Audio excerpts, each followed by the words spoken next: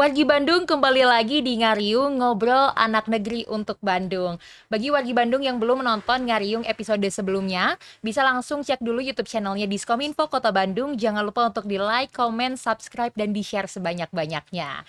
Nah, seperti biasa nih wargi Bandung, di Ngariung tentunya akan selalu menghadirkan narasumber-narasumber yang akan membagikan informasi seputar Kota Bandung. Dan untuk Ngariung kali ini, Teh Adel bakalan ngobrol sama salah satu lembaga ataupun apa ya disebutnya ini Saber Pungli gitu ya. Kita akan ngobrol-ngobrol sama Saber Pungli Kota Bandung. Karena apa? Mungkin wargi Bandung yang pernah mengalami ataupun juga melihat pungli yang terjadi di Kota Bandung, misalkan kayak pungutan bayar parkir yang mungkin tidak sesuai dengan seharusnya gitu ya. Sebenarnya itu hal-hal kayak gitu tuh ada penindakannya nggak sih, dan gimana cara untuk pengaduannya? Sekarang Tedel bakalan nanya-nanya sama narasumber kita pada hari ini. Assalamualaikum Ibu. Waalaikumsalam Assalamualaikum warahmatullahi Ibu. wabarakatuh. Ibu gimana, sehat kabarnya? Alhamdulillah sehat. Ibu, alhamdulillah. Nah, tadi sekarang lagi bersama dengan Ibu Seli dan Ibu Indah dari Saber Pungli ya, Bu ya. Betul. Nah, Ibu, ini kenapa sih kita ngobrol-ngobrol sama Saber Pungli? Karena memang kemarin juga banyak pengaduan-pengaduan ataupun juga keluhan dari wargi Bandung nih, Ibu, terkait dengan pungutan liar, terutama parkir ataupun dan lain sebagainya. Makanya untuk ngasih tahu nih wargi Bandung juga ternyata ada loh Saber Pungli gitu ya untuk menangani pungutan liar. Nah, mungkin sebelumnya bisa diperkenalkan dirinya terlebih dahulu supaya lebih mengenal nih wargi Bandung Iya. ya. Silahkan. Baik wargi Bandung, pada hari ini Ngariung ya. Iya. Ngariung. Saya dari Polrestabes Bandung, setiap harinya berdinas di jabatan sebagai Kaurbinob Satbimas Polrestabes Bandung. Namun di Satgas Saber Pungli, saya di Pokja Pencegahan. Di Ya. Pokja Pencegahan dengan Iya, Ibu betul. Indah. Dengan Ibu Nur Indah Murdiani, atau lebih enak dibilang Bu Indah aja. Bu Indah, siap. Dan mungkin Ibu yang cantik satunya lagi boleh memperkenalkan diri. Makasih, saya Sally Martini, saya tim ahli untuk Saber Pungli Kota Bandung di tim Baik. pencegahan sama. Oke. Nah, baik. Mungkin ini juga Bu masih banyak wargi Bandung yang belum tahu tentang Saber Pungli. Mungkin boleh dijelaskan dulu pertama-tama apa sih Bu sebenarnya Saber Pungli itu? Baik, wargi Bandung, apakah itu Saber Pungli? Kalau Saber Pungli adalah mempunyai tugas untuk melaksanakan pemberantasan pungutan liar, baik secara efektif maupun efisien, dengan mengoptimalkan pemanfaatan personel, baik satuan kerja dan baik sarana prasarana, baik yang berada di kementerian maupun lembaga maupun pemerintahan daerah. Barangkali ada yang menambahkan kembali, Bu Sally? Ya, jadi Saber Pungli itu ada di setiap fungsi ya. Jadi di kementerian ada, misalnya kementerian ada Saber Punglinya gitu ya, di lembaga juga ada, dan di pemerintah daerah juga ada. Nah, yang Kota Bandung itu salah satu penugasan yang memang bekerjanya lingkupnya di Kota Bandung aja. Gitu. Jadi untuk pengurus dari Saber Pungli ini tuh terdiri dari pihak kepolisian dan juga atau Pemerintahan. Ya, pemerintahan. jadi ada hampir semua ya. Jadi ada di kepolisian, terus kemudian di pemerintah daerahnya itu di inspektorat, Baik. kemudian ada justisi gitu ya, ada TNI-nya, ada kejaksaannya. Dan Jadi tenaga kita ahli. ya, dan kita dari tenaga ahli itu dari universitas juga ada. Baik. Jadi memang kerja bareng. ya, betul. Jadi memang penanganan pungli ini tuh memang di handle sama berbagai pihak, sehingga gimana caranya supaya pungli ini tuh menekan angka pungli gitu ya, Bu ya. Betul. Baik. Dan mungkin untuk gimana sih awal mulanya terbentuknya pungli di Kota Bandung? Apakah memang ada keresahan-keresahan sebelumnya atau seperti apa? Baik, yang menjadi latar belakang dibentuknya Satgas Pungli di Kota Bandung berawal dari, tentunya sudah pada tahu semuanya, dari nawacita sebagai 9 agenda prioritas Presiden Joko Widodo dan Wakil Presiden Yusuf Kala pada saat itu ya. Dan dirumuskan sebagai jalan perubahan menuju Indonesia yang berdaulat secara politik, baik mandiri dan dalam ekonomi yang berkepribadian. Untuk mewujudkan tersebut, agenda dari nawacita merupakan kerja nyata tahap demi tahap, dimulai dengan pembangunan fondasinya dulu dan dilanjutkan dengan upaya percepatan di berbagai bidang. disadari bahwa percepatan pembangunan ekonomi dilakukan dengan tidak akan berhasil tanpa ditopangi oleh stabilitas politik dan keamanan serta kepastian hukum. Oleh karena program reformasi hukum menjadi agenda yang sangat strategis pemerintah pada tahap selanjutnya untuk untuk memulihkan kepercayaan publik. Pada tahap 1 yang sudah berlanjut, reformasi di bidang hukum terdapat 5 program yang menjadi prioritas. Yang pertama adalah pemberantasan praktek pungli dalam sentra pelayanan publik. Karena praktek pungli menyebabkan birokrasi yang sangat berbelit-belit dan tidak efisien. Kedua, pemberantasan penyelundupan. Selanjutnya, ketiga, percepatan pelayanan di bidang surat izin mengemudi di lembaga kami, STNK, BPKB, dan surat SKCK. Relokasi dan pemisahan penghuni lembaga pemasyarakatan atau lapas, dan narkoba, terorisme, dan radikalisme. Yang terakhir, layanan hak paten, merek, dan desain bebas dari korupsi dan teknologi informasi yang transparan. Baik. Nah, mungkin dari 5 program itu ya Bu ya, bagaimana implementasinya Bu di Kota Bandung sendiri Bu? Nah, kalau di Kota Bandung sendiri lebih fokus ke pelayanan publik. Sampai saat ini ya, pelayanan publik. Jadi teman-teman tuh dari mulai pencegahannya sampai penindakannya kita fokus di layanan publik yang dirasa langsung oleh warga Bandung gitu. Jadi contohnya yang tadi parkir, terminal, sekolah, rumah sakit gitu ya, Disdukcapil, hal-hal yang terkait sama layanan publik. Baik. Jadi mungkin kayak kalau misalkan nih ya dulu kan sering dengar gitu kalau misalkan kita mau ada pelayanan publik seperti bikin KTP dan lain-lain, ada calonnya, mungkin itu juga bisa dikategorikan ya. Nah, tapi apa aja sih Bu sebenarnya kategori pungutan liar yang bisa ditindak langsung sama saber pungli Bu? Ya, jadi yang disebut pungutan liar itu kan berarti kan pungutan di luar ketentuan gitu ya. Jadi itu bisa macam-macam gitu. Karena kan kalau pungutan yang sudah ada ketentuannya, kayak misalnya apa ya, bayar parkir per jamnya berapa gitu ya, terus tiba-tiba dipatok 20.000 gitu ya. Nah, hal yang kayak gitu ya Bu. Atau masuk terminal harusnya nggak bayar tapi misalnya bayar retribusi.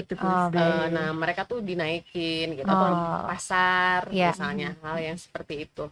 Jadi kalau bisa didiskusikan gitu ya, ini pungutan liar atau bukan. Nah, hal yang paling mudah untuk melihat ini pungutan liar atau bukan, biasanya ada aturannya.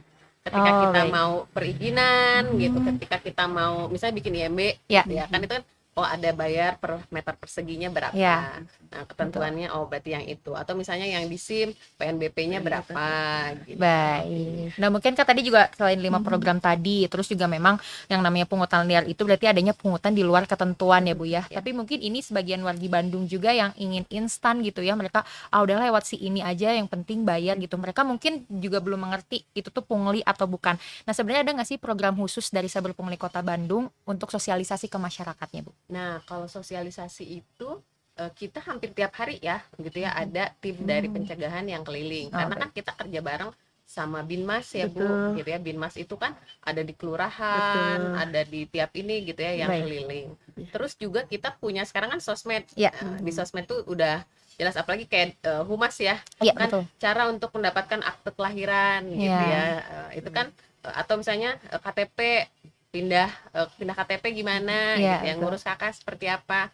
Jadi sebenarnya intinya kan pungli itu sesuatu yang dimintakan gitu ya, extortion dari aparat ataupun pihak lain yang mengatasnamakan untuk kepentingannya pribadi gitu. Jadi kalau kita bisa ngelihat ini tuh masuk gak gitu, ini PNBP atau bukan gitu ya, atau ini apa gitu ya, bayarnya tuh apalagi sekarang kan udah nggak cash ya. Iya, betul. Gitu, udah transfer gitu. Nah, hal-hal yang seperti itu. Jadi sebenarnya kita juga di pencegahan itu ngasih pembelajaran ke masyarakat gitu ya. Masyarakat tuh harus tahu gitu. Kalau mau bayar-bayar itu ya tahu juga aturannya, prosedurnya gitu. Jangan tiba-tiba ada yang sini saya yang bantuin gitu, tapi bayarnya segini gitu. Betul. Baik, ditambahkan kembali dari kami dari Satbimas Polrestabes Bandung selalu memberikan penyuluhan Ya. Kadang-kadang misalnya dengan materi apa kami juga saling menyesuaikan. Dan kami dari Satbimas Polrestabes Bandung mempunyai 151 Babin Kamtibmas. Tentunya bersama dengan Pak Lurah, dengan Babinsa bersama-sama. Apabila ada ngeriung ibu-ibu misalnya ada apa, selalu nanya, oh gimana ya bikin SKCK itu berapa? Oh bisa dengan sabar hati dengan para babin itu langsung, Bu, syaratnya adalah KTP-nya yang pasti, dan nanti di situ ada PNBP-nya 30.000. Jadi kita secara tidak langsung Babin Kamtibmas ini walaupun sambil ngeriung ibu-ibu posyandu apa-apa, kadang-kadang masyarakat juga nanya, Betul. Bu, saya mau kelakuan baik ini gimana syaratnya apa-apa, dan wajib bagi para Babin Kamtibmas untuk memberikan informasi yang benar dan datang aja ke di SKCK. Banyak sekarang sudah pelayanan, apakah itu SKCK keliling atau di tempatnya dan sesuai dengan aturannya. Disampaikan secara perlahan-lahan. Misalnya ada Pak Parkir yang selalu menjaga di situ perparkiran, selalu memberikan himbauan tentang cara-cara tetap menjaga Kamtibmas dan dihimbau jangan meminta lebih yang sesuai dengan aturan. Begitu. Betul. Nah mungkin juga ini kan sebagian besar yang nonton masih usia sekolah, pelajar ataupun baru lulus nih. SKCK itu menjadi salah satu persyaratan penting ya, Betul Bu ya. sekali, Nah mungkin bisa sekalian juga disampaikan nih, kalau misalkan ada yang mau bikin SKCK itu di Bandung khususnya bisa datang kemana dan syaratnya apa aja? Baik, wargi Bandung, surat keterangan catatan kepolisian ini tentunya masuk ke SMA juga dibutuhkan, mau bekerja juga dibutuhkan.